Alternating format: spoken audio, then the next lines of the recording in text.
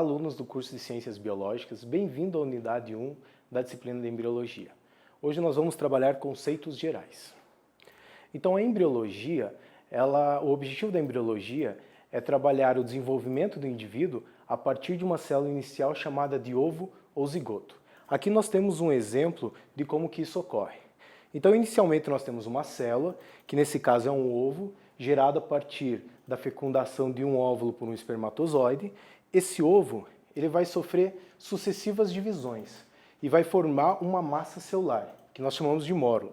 A partir desse momento, nós temos uma reorganização dessa massa celular e a reorganização dessa massa celular vai gerar novos folhetos embrionários e a partir disso nós vamos ter o desenvolvimento desses folhetos formando as sucessivas fases do desenvolvimento até a fase adulta. Aqui nós temos a embriogênese da bolacha do mar, que mostra como que acontece essa sequência de desenvolvimento do embrião. Então, inicialmente nós temos uma célula chamada de ovo zigoto, essa célula sofre sucessivas divisões, posteriormente uma reorganização celular, até nós termos o surgimento de um indivíduo adulto. Bom, os estudos de embriologia eles iniciaram na Idade Antiga, com Aristóteles. Inicialmente ele tinha a grande questão: como que as diferentes partes do embrião são formadas? Então nós temos duas hipóteses. A primeira hipótese é a hipótese do pré-formismo. Nessa hipótese, nós temos a ideia de que o embrião ele já está formado e ele só cresce em tamanho. Então, nesse caso, o pré-formismo defende que todas as estruturas elas estão formadas desde o início e nós só temos o crescimento até a formação do indivíduo adulto. No caso da epigênese, que é outra teoria, a epigênese diz que, nesse caso, há um desenvolvimento gradual da célula até a formação do embrião.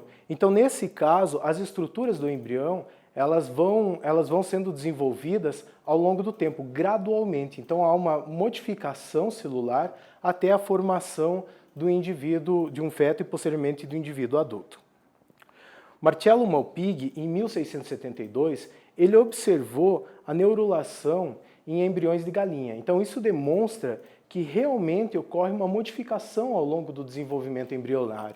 No entanto, esse pesquisador ele defendia o pré-formismo, indo contra as observações do trabalho dele. Atualmente, no século XIX e XX, houve o desenvolvimento da teoria celular, que demonstra que um indivíduo multicelular é formado a partir de uma célula.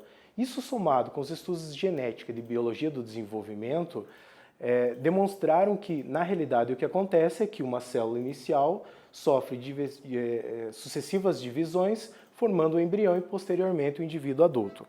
Os estudos em clonagem também difundiram os estudos em embriologia. Então, a formação e desenvolvimento do embrião ela é chamada de embriogênese.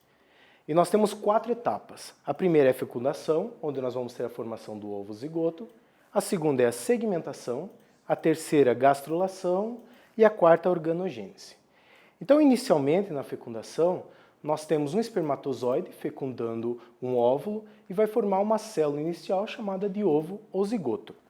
Essa célula inicial ela vai sofrer divisões mitóticas após essa fertilização, vai originar pequenas células chamadas de blastômeros. Então nós temos uma célula inicial que se divide em várias células. A partir desse momento nós formamos o que nós chamamos de mórula. A partir da mórula nós temos uma infiltração inicial que vai formar uma cavidade chamada de blastocele. E por último nós vamos ter uma estrutura chamada de blástula.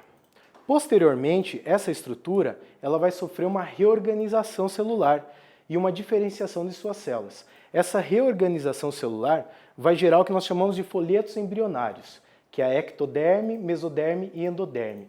Esses folhetos embrionários eles vão ser os primórdios dos tecidos que posteriormente vão formar os órgãos e o indivíduo. Então aqui nós temos um processo que ocorre durante a gastrulação, que é a formação do arquêntero. Então nós temos aqui a blástula, ela vai sofrer uma invaginação nessa região e vai formar o que nós chamamos de arquêntero. Essa estrutura vai dar origem posteriormente para o intestino. E na organogênese, O que nós temos é uma reorganização das camadas dos folhetos embrionários e a formação dos tecidos e órgãos, dando origem, nesse caso, ao embrião e posteriormente ao feto. Muito obrigado, até a próxima unidade. Tenham todos um bom estudo.